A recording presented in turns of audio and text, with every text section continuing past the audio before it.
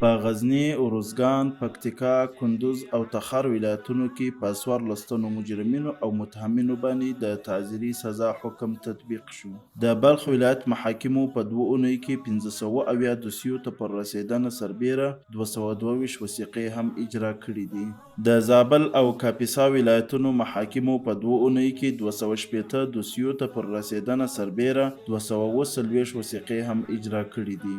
د کابل ولایت ښاري ابتدایه محکمې اړوند 4 زونونو په 2 اونیو کې 923 دوسیو ته رسېدنه کړې ده. د کندهار ولایت محاکمو په یوه میاشت کې 642 دوسیو ته پر رسېدنه سربیره 816 وثیقې هم اجرا کړي دي. د سترې محکمې د مرکزي تمیز عالي ریاست د رئیس په مشرۍ د دیوانونو د مسؤلینو ترمنځ اداري غونډه وشوه.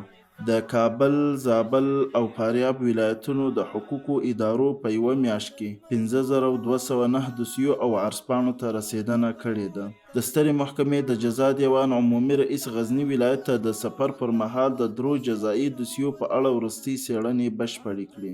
د غزني ولایت محاکمو په 2 اونیو کې 353 دوسیو ته پر رسېدنه سربیره 284 وثیقې هم اجرا کړي دي. د هرات ولایت محاکمو په یوه میاشت کې 261 دوسیو ته پر رسېدنه سربیره 214 وثیقې هم اجرا کړي دي.